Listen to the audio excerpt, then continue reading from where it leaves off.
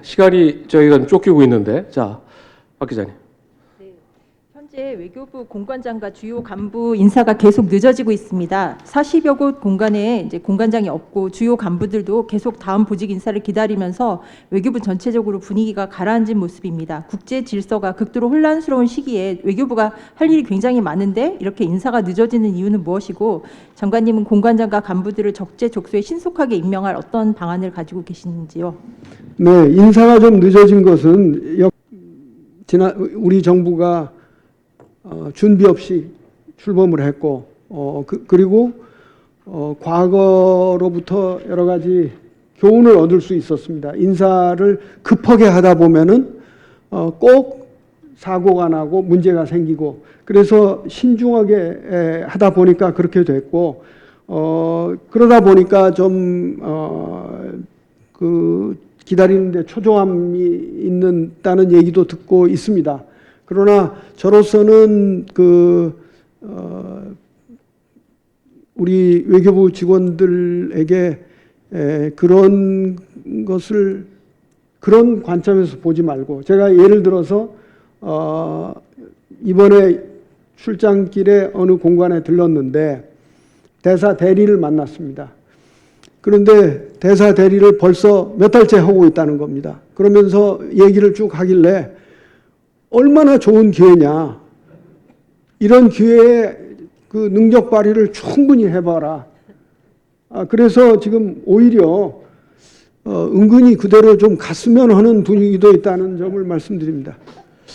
네, 아무리 그래도 대한민국 외교 공간의 전체 공간의 4분의 1가량이 지금 공석이고, 당장 최근에도 화제가 됐습니다마는 이 전 총리가 이제 별세하고 간 과정에서 호찌민에도 역시 관련 총영사가 소환돼서 공석인 상태가 6개월간 지속되고, 또 이런 과정도 영향을 미친 거 아니냐, 그런 얘기가 나오는데, 그러면 좀 구체적으로 2월까지는 40여 개 공간이 다 임명돼서 마무리되는 겁니까? 아니면 2월을 넘겨서도 되는지, 언제까지 이런 상태가, 공백 상태가 지속되는지 많이 좀 궁금해하는 것 같습니다. 네, 이건 정말 비밀 중에서도 인사 비밀, 인비인데, 아까 제가 비밀을 하나도 말씀 못 드렸기 때문에 말씀드리겠습니다. 곧 될 겁니다. 네. 2월 중에 된다고 보면 되겠습니까? 네, 네. 예. 2월까지.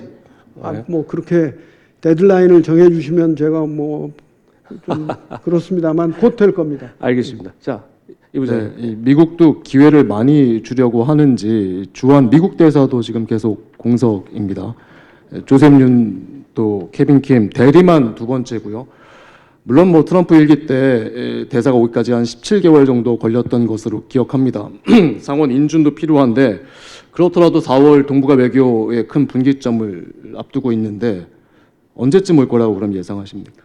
미국 정부 내의 일인데 그냥 얘기를 전에 듣는 것이고, 그 전에 들은 얘기를 제가 공개적으로 얘기하기는 좀 곤란합니다. 그러나 미국도 빨리 한국과 같이 중요한 나라의 대사를 임명하고자 노력하고 있는 것으로 알고 있습니다. 또 박민희 기자님 또 준비하신 거 있습니다. 네. 제가 질문 하나 좀 드리고 싶은데요. 이제 가자지구 평화위원회, 이제 트럼프 대통령이 60여 개국을 이제 초청했고 20개 정도가 참여하는 것으로 알고 있습니다. 그리고 이제 우리는 지금까지는 검토 중이라는 게 공식 입장인 것 같은데, 장관님께서는 우리가 여기에 참여하는 게 적절하다고 보시는지, 그리고 이제 이 기구가 사실상 유엔을 대신하는 건 아니냐, 이런 얘기도 나오는데 여기에 대해서 어떻게 보시는지 궁금합니다. 네, 처음에 그게 발표됐을 때 그것 역시 뭐 다소 갑작스럽게 통보를 받았고, 이에 대한 그 평가가 우선돼야 되기 때문에, 검토가 우선돼야 되기 때문에 우리로서는 당장 가서 사인하지는 않겠다. 그러나 지지한다, 이런 노력을. 그리고 그러니까 국제 평화를 지켜내기 위한 미국의 이런 노력을 지지한다. 그 유용성, 또 구체적인 방안 이런 것에 대해서는 우리가 시간을 두고 좀 평가를 해야 되겠다. 그리고 참여하겠다 하는 정도였습니다. 이것이 유엔을 대체할 수 있는가? 아무리 유엔이 오늘날 마비된 상태라고 하더라도 대체할 수는 없다고 생각합니다. 여러 가지 정말 자명한 이유에서 대체할 수는 없다. 유엔은 이대로 살아남아서 어느 계기가 되면은 다시 그 맡겨진 소임을 하게 될 것이다. 그렇게 생각합니다. 장관님, 그럼 그 가자 평화위원회에 좀 뭐 참여를 거부한 날에 대해서 트럼프 대통령이 관세 위협도 한 적도 있는, 관세를 부과하겠다는 이야기도 한 적이 있는데, 그럼 우리 정부는 이제 이걸 언제까지 결정해야 되는 시한으로 보고 계신가요? 저희들이 뭐 이런 것에 시한을 두고 하는 건 아니고 상황을 보아가면서 국제적인 여론 동향도 보고 또 실제로 이것이 작동을 할 것인가, 작동을 제대로 잘하려면 우리가 들어가서 무슨 역할을 할 것인가 종합적으로 검토하고 그 대응 방안을 만들고자 합니다. 네, 7분이 남아서 플로에서 나온 질문을 조금 전달하고 또 장관의 의견을 좀 듣도록 하겠습니다. 환원클럽 총무역임하신 두 분, 안병찬, 박정찬 두 분께서 질문을 해오셨는데, 미국 패권의 이 향방, 미국 패권의 세태에 대해서 장관께서 가지는 생각과 또 우리에 미치는 영향 하나고요. 또 하나는 캐나다의 마크 카니 총리가 다보스 포럼에서 가치 기반의 새로운 국제 질서를 얘기해서 박수를 받았지만 미국은 굉장히 불쾌한 입장을 또 보이고 했는데, 여기에 대한 또 장관님의 평가는 어떤 것인지 먼저 그 두 가지에 대해서 답변을 좀 부탁드립니다. 네, 미국의 상황이 매우 흥미롭습니다. 미국이 어떤 방향으로 어떻게 발전해 나가려는지 예측하기가 어렵습니다. 제가 22년에 뉴욕에서 미국을 떠나기 전에 그 예를 들어 이안 브레머 같은 사람들하고 이야기를 나누었습니다. 그때 그 대부분의 이야기는 차이나 피크, 우리가 문제 없다. 그리고 미국이 다시 최강의 나라로 복귀하게 될 것, 복귀가 아니라 지금보다 더 강해질 것이다. 이런 자신감을 얘기했었습니다.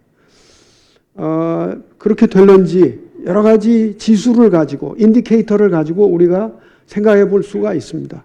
그러나 분명한 것은 미중 간의 그 전략 경쟁이 계속된다고 해서 어느 한 나라가 완전히 이기거나 또 지거나 하는 경우는 오지 않을 것으로 봅니다.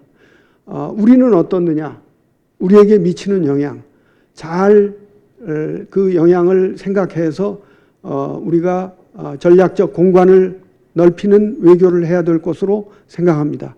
다만 우리가 잊을 수 없는 것은 우리의 아이덴티티, 우리가 누구인가 이것 아닌가 생각합니다. 우리는 정말 자유민주주의를 지켜낸 그리고 우리 스스로 지켜낸 국가이기 때문에, 그런 사회 민족이기 때문에 미국을 대하건 중국을 대하건 우리 아이덴티티를 잃지 않고 전략적 공간을 넓혀 나가면서 우리의 안보를 확대하고 경제적 협력을 충분히 해나가야 된다, 이렇게 생각합니다. 카니 총리의 발언, 그 나온 날 제가 국내외로부터, 그러니까 국내에 있는 친구나 지인으로부터 여기에 빨리 좋아요 누르세요 뭐 이런 얘기도 들었고 예. 또 외국 친구로부터도 이거 어떻게 우리 함께 가야 되느냐. 네, 한국은 카나다보다 조금 더 멀리 떨어져 있지만 카나다만큼의 그런 국력이랄까, 그런 것이 있었으면 어떨까, 여러 가지 생각을 하다가 아닌 것 같다 하고 다 답을 보냈습니다. 외교는 현실이다. 제가 그렇게 써서 보냈습니다. 외교는 현실이다. 예. 그리고 마지막으로 외교협회에서 김명호 대사님이 두 가지. 조현 장관님은 가장 길게 외교부에서 근무하시는데 지난 40, 50년을 되돌아볼 때 우리 외교의 환경 생태계는 어떻게 평가하시는지 하나 하고요. 그러면 두 번째는 외교부는 변화된 이런 환경에 맞춰서 어떻게 좀 변화해 가야 한다고 보시는지 거기에 대해서 답변해 주시면 감사하겠습니다. 네. 이 굉장히 어려운 질문을 해주셨네요. 외교 생태계가 많이 변했습니다. 제가 어제 공로명 전 장관님의 그 빈소에 다녀왔는데 79년에 외교부에 들어갔을 때 저희 국장이셨습니다. 그때 생각을 하면은 냉전 시대에 우리도 냉전의 사고방식으로 무장된 그런 외교였습니다. 그리고 냉전이 끝나자 우리는 이제 탈냉전 시대에 적응을 해가지고 사실은 굉장히 빠르게 중국과도 협력하고 해서 그 중국의 경제적 그 발전, 지난 30년간의 발전에 동승해서 경제적 그 성장도 이루었고 외교적으로도 다변화를 이루었고 놀라운 발전을 했다고 자평을 할 수 있겠습니다. 그러나 이제 이런 그 외교를 정말 깊이 있게 잘하는가 이렇게 자문해 보면은 좀 부끄러운 마음이랄까 가슴이 뜨끔하는 생각을 지울 수가 없습니다. 이건 저희들만의 문제는 아닙니다. 외교의 스테이크홀더는 여기 계신 언론인 여러분들을 포함해서 학자들 그리고 여의도에 계신 분들 여러분들이 다 외교의 생태계를 이루고 있습니다. 이런 분들이 국제 정치 현실을 좀 더 정확하게 읽고 여기에 맞추어서 우리가 현실적인 실용 외교 방안을 만들어 가는데 다 함께 힘을 보태 주시고 그래야 된다고 생각을 합니다. 이렇게 변화해 나가는 과정에서 외교부가 어떻게 해야 될 것인가? 저는 몇 가지 그 얘기를 했는데 일단 우리가 서브스턴스를 잘 챙기고 또 이슈를 깊이 파고들고 그런 외교관이 되자는 얘기 하나 하고 또 하나는 외교관 생활을 하다 보면은 국가를 대표하고 뭐 하다 보니까 프라이드를 가질 수가 있습니다. 근데 그게 지나치면은 엘리티즘으로 갑니다. 이것은 있을 수 없다. 국민 주권 정부라서 그러는 것이 아니라 국민을 섬기는 자세가 그래서는 안 된다. 그래서 간혹 그 지난번 캄보디아 사태 때도 외교부 직원들이 뭐 영사 업무를 소홀히 한다 등등 이런 비난을 받았는데 그건 억울한 비난입니다. 저희가. 그러나 우리가 그렇게 비춰져서는 안 된다. 우리가 국민을 섬긴다는 것을 외교관이 잊어서는 안 된다. 그런 얘기를 했고 어느 직업이나 직업의 병이랄까 직업이 갖는 약점들이 있습니다. 요즘 도마 위에 오른 검사들이 뭐 어떻다 이런 것처럼 저희 외교관들은 사실은 2, 3년 주기로 거주지를 바꾸고 또 어떤 이슈가 문제가 제기돼도 사실은 본부에 보고를 하면 되지 제외 공간에서 그걸 직접 결정하는 것은 정말 거의 없습니다. 그러다 보니까 깊이 안 들어가려고 하는 인간관계에 있어서도 저도 그런 걸 느꼈는데 어느 대사들하고 정말 친하게 지냈는데 내가 이 사람들을 언제 또 만날까 하는 그런 생각이 들은 적이 있습니다. 그러나 그걸 극복하고 정말 깊이 사귀어두면은 예기치 않은 자리에서 또 만나게 되고 그러더라 해서 그런 얘기를 외교부의 직원들에게 주문해오고 있습니다. 그래서 저는 그 결론적으로는 외교부가 좀 더 그 각자 생각을 깊이 하는 외교관들 그리고 그냥 무엇에 따라가는 것이 아니라 자기 생각을 해서 위에 제시하는 그런 역동적인 외교부로 좀 조금이라도 만드는데 기여하고자 하고 있습니다. 신문만 예를 들면은 이제 국제 문제나 국제 뉴스가 일면에 나가는데 저항감이 굉장히 많이 사라졌습니다. 이런 상황에서 대한민국 외교를 이끌고 또 고생하시는데 이 바쁜 중에도 관훈 토론에 참석을 해주셔서 오늘 진솔하게 얘기를 해주셨습니다.